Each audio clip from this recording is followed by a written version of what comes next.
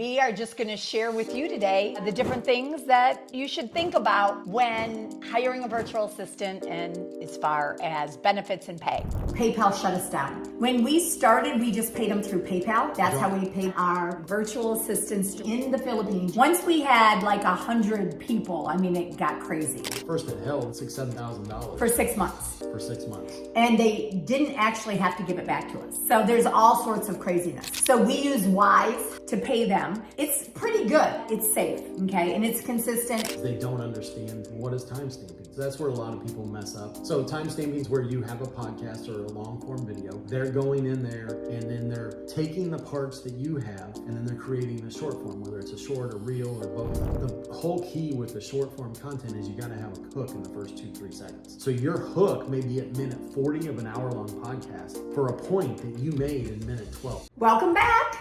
Today we are going to talk about if you are hiring virtual assistants directly, what should you pay them? How should you pay them? What kind of benefits should you give them? These are things that people ask us all the time. And so we are just going to share with you today the different things that you should think about when hiring a virtual assistant and as far as benefits and pay. So when you are looking to hire a virtual assistant and you're looking at different pay rates, what do you think people should look at how much they should pay them? Let's just work it this way. When you're looking to hire a virtual assistant, things you want to take out. One, you're not paying employment tax, you're not paying for office space, you're not paying for all these taxes that we get taxed on us, whether they call them taxes or whatever else, that you want to take that off. So if you pay somebody in your office $20 an hour, it's not $20 an hour. Yeah, it's like 25. Plus the office space, yeah, plus the times off. And so just understand that you want something less than what you're saving money on that, and it starts to add up for it. And they're usually just as good, or if not better. Yeah. Especially at certain positions, it's better to hire virtually. Absolutely, which we've talked about. So really want to look at what is the position you're hiring for. So if you are going to hire an inside salesperson that is an appointment setter and they're just going to set appointment after appointment after appointment, that is a very skilled position. Now, these are not customer service. And what I find is when people are hiring these people on their own, they are hiring actually customer service people that they think are actually appointment setters. So you got to think about that when you're hiring them, and you got to make sure that you're interviewing them right. And that's, and we've talked about this before, yeah, that you hire talent. Right. Wherever it's located, you hire talent. So somebody that is an inside sales agent that actually brings you money because they're setting appointments, and hopefully if you have good salespeople, the salespeople are closing those deals, you're usually paying them per hour plus bonuses. So for example, you're paying them per hour, then some people will pay them per appointment that shows up. You're paying them per closing. So there's a lot of different things that you're paying a appointment setter. So you have to figure out what would you pay that person in the country that you're in, the United States here, and then what is that person worth to me? So it's hourly, and we pay them per closing, okay? So that can be anywhere from pretty much from $5 an hour to $10 an hour, let's say. So let's do another position. Let's do a video editor. Video editing, hiring that position, because you said ISA or inside sales agent. Video editing, what steps would you do for that? Like, should it be, because I've heard this, I need somebody who's sitting right beside me, who I can. Well, what do you mean? So I'm either going to pay a video editor per video, or I'm going to pay them per hour. Okay, so you just have to decide on what that is. And in the US, it can be anywhere from $25, let's say, to $50 per video. Are they doing podcasts? Are they doing, what is their skill set? Yeah, so and then also what's their training? So that's where a lot of people mess up, is they don't understand what it's going to take to do it. And so if you're time stamping, what is time stamping? Yeah. So time stamping is where you have a podcast or a long form video. They're going in there and then they're taking the parts that you have and then they're creating a short form, whether it's a short, a reel, or both for it. And then they're taking and putting that out there or you're putting it out there for them where they chop it up. Because remember, the whole key with the short form content is you got to have a hook in the first 2-3 seconds. So your hook may be at minute 40 of an hour-long podcast for a point that you made in minute 12. So it's skill set. I mean, all of those things are how much skill do they have? Here's the one for a video editor that I find is people will find a videographer, and you can always tell when a videographer does video edits because the videos are all about them and what they took pictures of as opposed to you and the connection. Because what do people connect with? The two eyes. Your two eyes talking into the video are what people are going to resonate with. And if the screen is always something else. Yeah. So as you can see, we have a lot of knowledge in video editing, especially Mark. So do you guys have that, and do you know what to pay, and do you know how to look for that person?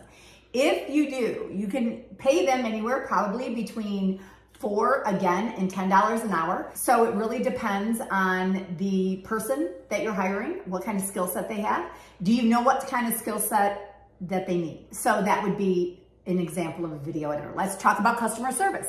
So customer service is, the skill set is a little bit less than both those that we just mentioned. You know, they need to know how to answer the phones. They need to know how, you know, what they need to say when they call people back. They need to know how to take messages, identify problems. You know, there's a whole lot of things that they can be doing. It's probably the most common for virtual assistants because every big company does them. Yeah. Every small company does it, where they outsource Yep. that customer service. And it's for good reason. They generally find that the customer's experience is better than when it's somebody like in the United So States. that one you can pay a little bit less too. That usually is paid a little bit less because they don't have the skill set as a inside sales agent or appointment setter. Marketing person is another one. You have to look at the skill set. What can they do? Can they actually do marketing and videos? Can they do websites? Can they work with your Google business profile? Can they help you with local SEO? What are the skill sets that the virtual assistant have? And don't just look at their resume.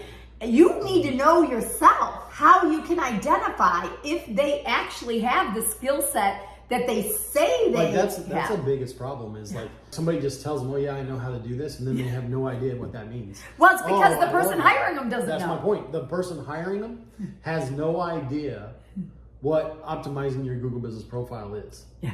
And they have no idea, okay, is my Google business profile optimized? Like, oh. Well, is my video optimized? Yeah. You know, if I'm doing a radio show, if I'm doing something else or whatever, how am I utilizing that? Social media, how am I utilizing? There's just so many things. If you're hiring these people on your own, you have to know how to do them. You know, how do you identify if they know how to do them?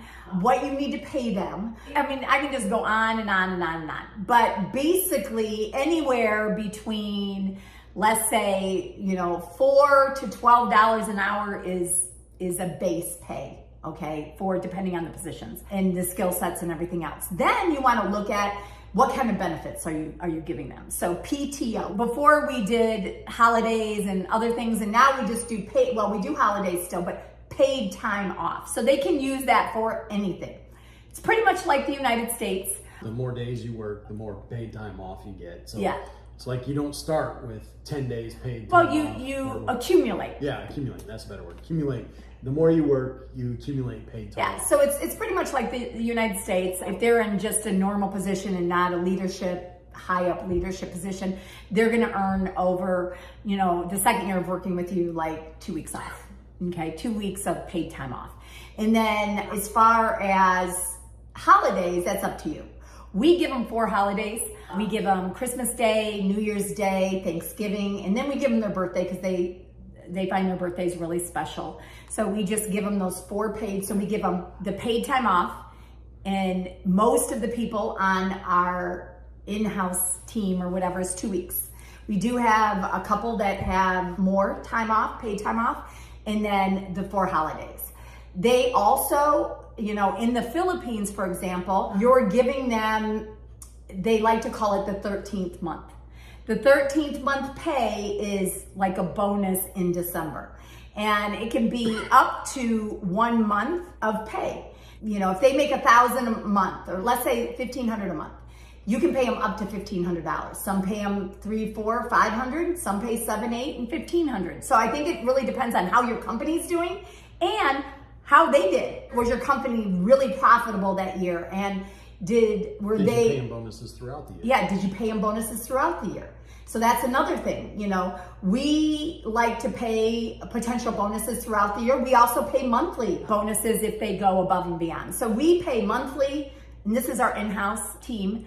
We pay quarterly depending on position and what they do. We throw in different bonuses for them to achieve. We have a team, we have a goal where, like with revenue, if we reach a certain point in revenue, everybody gets a bonus. Profit, whatever. Year over year. Yeah. So it's things like that you want that can be in there if you're wanting to tie it to your team's growth, because they are part of your team too. So that's just different ways people structure it to actually pay them throughout the year. Yep. So there's a lot of different things that you can do, but we basically pay them a salary. A lot of positions are paid bonuses monthly. Actually, everyone can make a monthly bonus depending on how they do that month.